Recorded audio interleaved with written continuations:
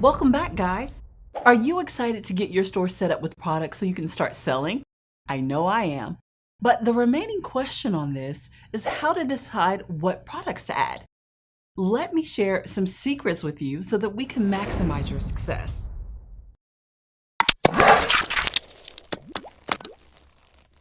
So, how to decide which products you want to sell? Well, there are some initial factors that are very important to consider. The first thing to ask yourself is, what am I passionate about? This is important because this will be your business, and being passionate about your product makes it a lot easier to market and sell. The second factor to consider is, what area do you have a good grip on? So, if you're good at sports and talking about rock climbing, well then, that right there increases your chances of understanding your target audience and selling to them more successfully. If you're good at home decor, or maybe fashion, or maybe you're a hairstylist that people look up to for product advice, knowing what niche you like and are good at can easily give you the direction for your online business. But how do you narrow your product selection down to best suit your store? Do you even want to narrow your product catalog? Let's explore this together.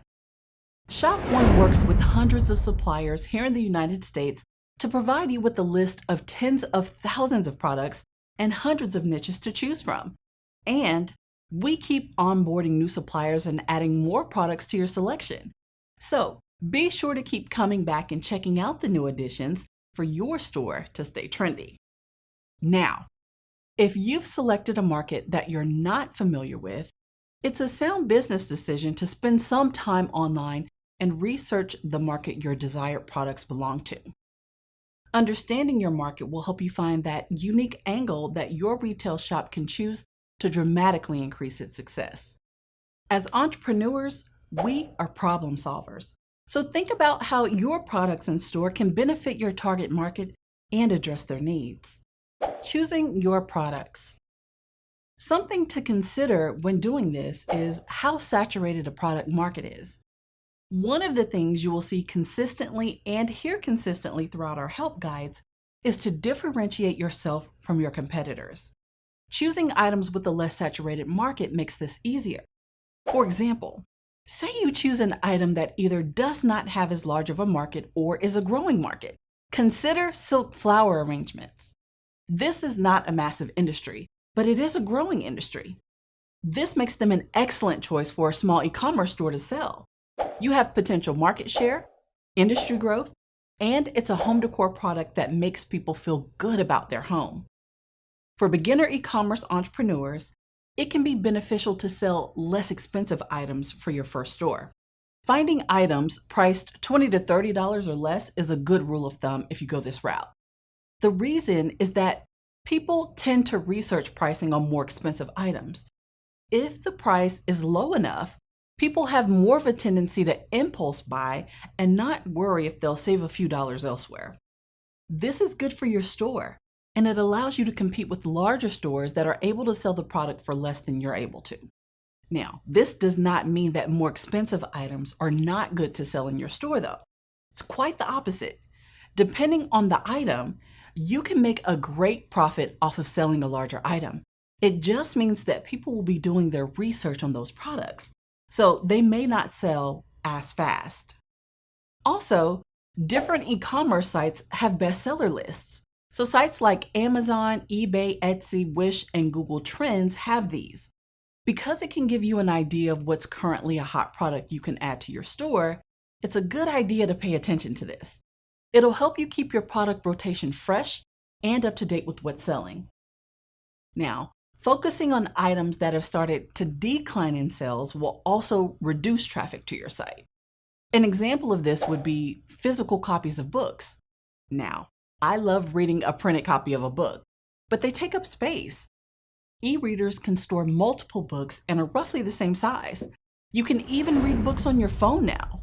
This is one of the reasons you no longer see as many bookstores these days. When going through any product you want to sell, brand name products are not always the best choice.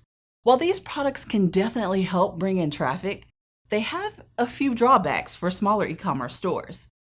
Not only are they expensive in comparison to off-brand products, but they'll have a lower profit margin and can be bought in a lot of places. So when searching, go through the lesser known brands. They're cheaper, you can make higher profits from them, and they tend to have their own unique and cool features. Now, this advice, of course, is only true when you're strictly working with US-based suppliers and can be sure that the product's quality and legality are not in question.